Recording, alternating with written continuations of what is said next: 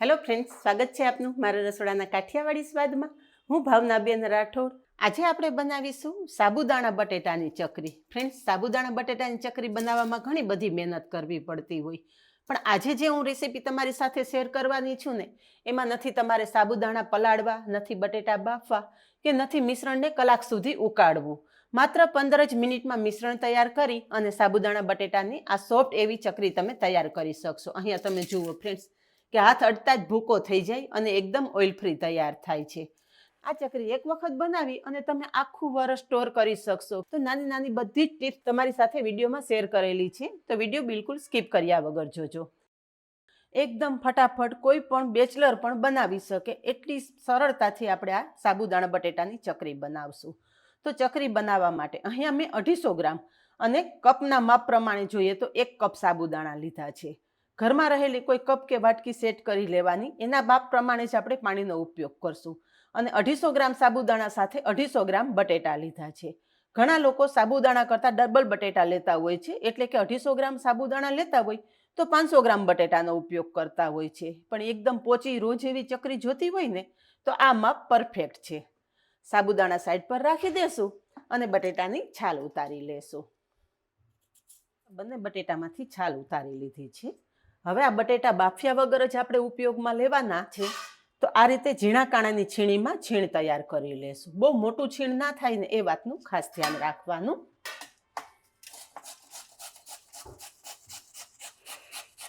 અહીંયા તમે જુઓ કે આપણે એકદમ બારીક છીણ તૈયાર કરેલું છે. હવે જો આ છીણ તમે આમનામ રાખી દેશો તો સ્ટાર્ચને હિસાબે કાળું પડી જશે. એટલે બટેટા છીણી અને છીણ આપણે ડાયરેક્ટ પાણીમાં ઉમેરી દેવાનું, જેથી સ્ટાર્ચનો ભાગ દૂર થઈ જાય અને એકદમ સફેદ દૂધ જેવું બટેટાનું છીણ તૈયાર રહે. આ રીતે બીજું બટેટું છીણીને પાણીમાં ઉમેરી દેશું. બધું છીણ અત્યારે આપણે પાણીમાં રાખી દીધું છે. આ છીણ પાણીમાં આપણે થોડી વાર રહેવા દેશું, જેથી સ્ટાર્ચનો ભાગ બધો દૂર થઈ જશે. તો બટેટાનું છીણવાળું બાઉલ સાઈડ પર રાખી દેશું અને જે આપણે સાબુદાણા લીધા છે ને, એ આપણે પીસવાના છે. તો અહીંયા મિક્સર જાર લીધેલું છે.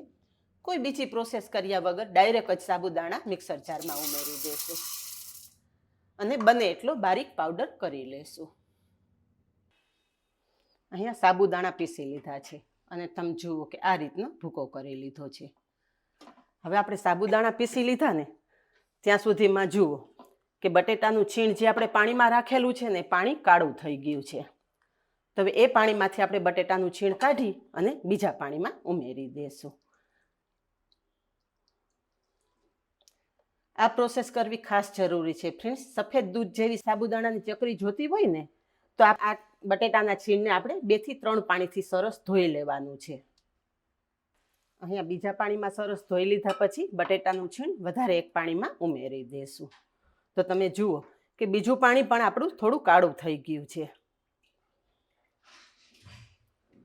ટોટલ 3 પાણીથી આપણે બટેટાનું છીણ સરસ ધોઈ લીધું છે. હવે ત્રીજા પાણીમાં ઉમેર્યા પછી તમે જુઓ કે આ પાણી એકદમ સરસ ચોખ્ખું છે.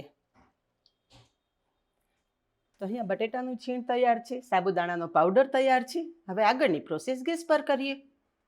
કોઈ વધારાની ઝંઝટ વગર ખીચું તૈયાર કરવા માટે ગેસ પર કુકર મૂકેલું છે.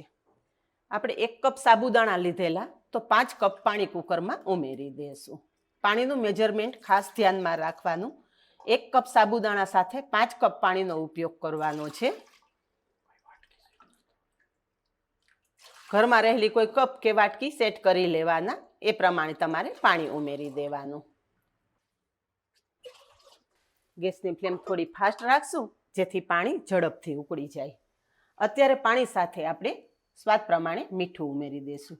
બાકીના મસાલા પાછળથી ઉમેરશું. થોડી વાર પછી જોઈએ ને, તો કુકરમાં રહેલું પાણી સરસ ગરમ થઈ ગયું છે. હવે પહેલા જે આપણે સાબુદાણા પીસીને રાખેલા છે ને, એ સાબુદાણાનો પાવડર ઉમેરી દેશું.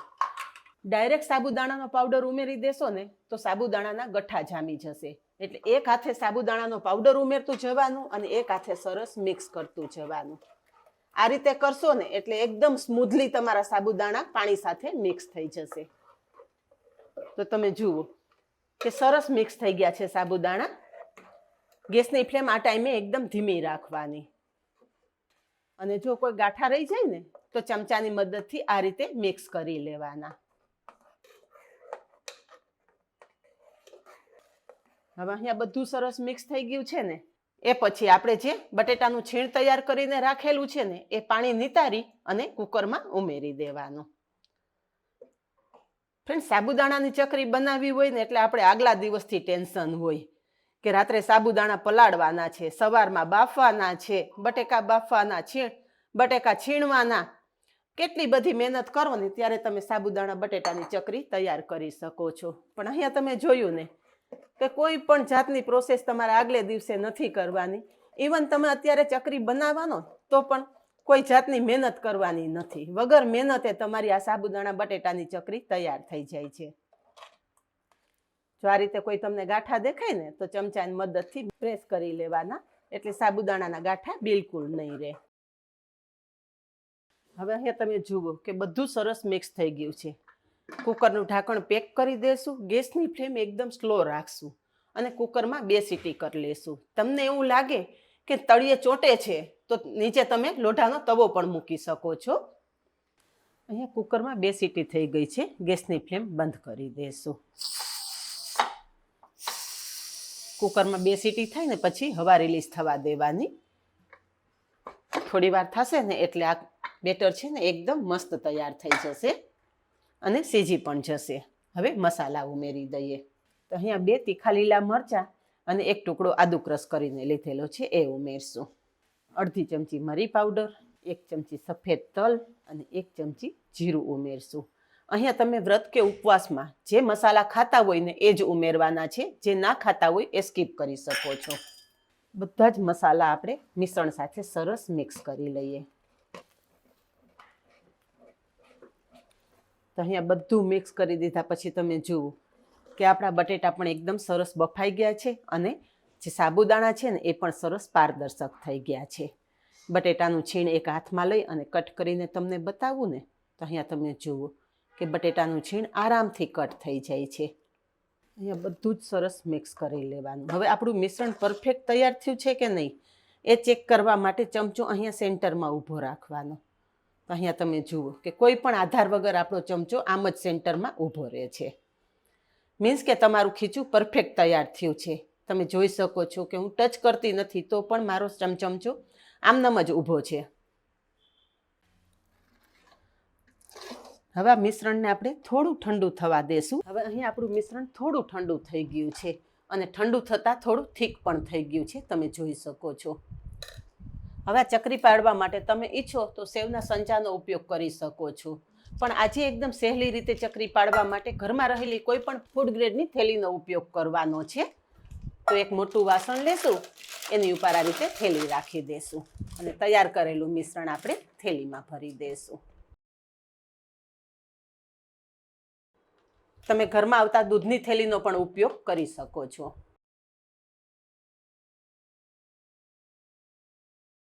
ત્રણ થી 4 ચમચા મિશ્રણ ભરી અને આ રીતે નીચેના ભાગમાં લઈ લેશું અને સરસ પેક કરી અને ઉપર એક રબર લગાવી દેશું, જેથી ચકરી પાડવા ટાઈમે તમારું મિશ્રણ બિલકુલ બહાર ના નીકળે.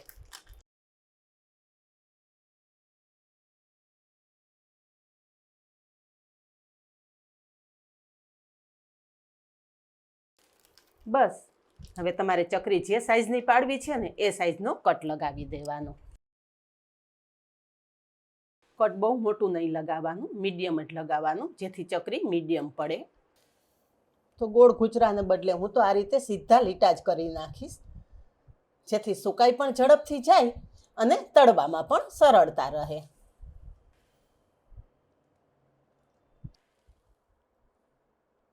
આ રીતે સીધું કરવાનું કે પછી તમે ઈચ્છો તો આ રીતે ગોળ ચકરી જેવા ગુચરા પણ કરી શકો છો.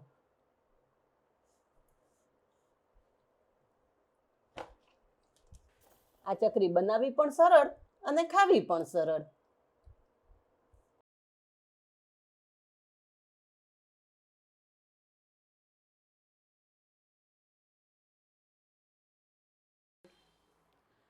તો અહીંયા તમે જોઈ શકો છો ફ્રેન્ડ્સ કે માત્ર 1 કપ સાબુદાણામાંથી આપણે ઢગલા બંધ ચકરી તૈયાર થઈ ગઈ છે. અને કુકર પણ તમે જોઈ લ્યો, કુકરમાં પણ બિલકુલ તળિયે ચોંટેલું નથી. ગેસની ફ્લેમ એકદમ સ્લો રાખીને આપણે ચકરીનું મિશ્રણ તૈયાર કરવાનું છે. તમને એવું લાગે કે નીચે બળતું હોય તો તમે નીચે છે ને રોટલી કરવાનો તવો રાખી દેજો. પણ મેં તો અત્યારે એકદમ ધીમા ગેસ પર જ આ મિશ્રણ તૈયાર કરેલું છે. હવે આ ચકરીને આપણે આ રીતે જ સુકાવા દેશું. તમારે જો સૂર્યપ્રકાશ આવતો હોય ને તો ચકરી તમે સૂર્યપ્રકાશમાં જ બનાવજો, ઝડપથી સુકાઈ જશે. પણ જો તમારે સૂર્યપ્રકાશ ના આવતો હોય તો રૂમમાં તમે પંખા નીચે કરશો ને તો પણ આ ચકરી 2 દિવસમાં સરસ સુકાઈ જશે. 2 દિવસ પંખા નીચે રાખ્યા પછી અહીંયા તમે જુઓ, હાથેથી કટ કરીએ ને તો આ રીતે 2 ભાગ થઈ જાય છે. એકદમ સારી રીતે સુકાઈ જાય ને પછી જ આપણે આગળની પ્રોસેસ કરવાની છે. હવે હું તમને તળીને પણ બતાવી દઉં. ઘણા લોકો સાબુદાણાના મુરખા પણ કહે છે અને ઘણા લોકો સાબુદાણાની ચકરી પણ કહે છે. ચકરી તળવા માટે થઈને ગેસ પર તેલ ગરમ કરવા મૂકી દીધેલું. તેલ એકદમ સારી રીતે ગરમ થઈ જાય ને એટલે પહેલા એક પીસ ઉમેરી અને જોઈ લેશું. તો અહીંયા તમે જોઈ શકો છો કે તેલમાં પડતા જ સાઈઝ ડબલ થઈ જાય છે અને એકદમ સફેદ દૂધ જેવું આપણું અહીંયા તમે જુઓ ફ્રેન્ડ્સ કે એકદમ મસ્ત સફેદ દૂધ જેવી આપણી ચકરી તળાઈ અને તૈયાર થાય છે. ચકરી બનાવવામાં તમે તેલનો ઉપયોગ કરેલો હોય ને તો થોડા ટાઈમમાં તમારી ચકરી ખોરી પડી જતી હોય છે. પણ આજે તેલ વગર બનાવેલી છે એટલે આખું વરસ તમે રાખશો ને તો પણ તમારી ચકરીમાં બિલકુલ ખોરી વાસ નહીં આવે.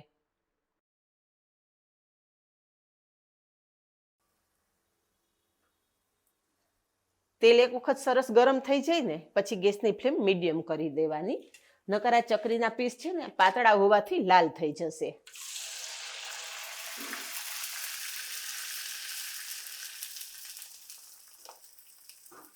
છે ને ફ્રેન્ડ, સાબુદાણા બટેટાની ચકરી બનાવવી એકદમ સહેલી. નથી બનાવવામાં મહેનત કરવાની, નથી ખાવામાં મહેનત કરવાની. એકદમ પોચી રૂ જેવી એટલે દાંત વગરના માણસ પણ આરામથી ખાઈ શકે. તો ફ્રેન્ડ્સ, આજની રેસીપી તમને કેવી લાગી? જો આ રેસીપી પસંદ આવી હોય ને તો તમારા ફ્રેન્ડ્સ અને ફેમિલી ગ્રુપને ચોક્કસ શેર કરજો.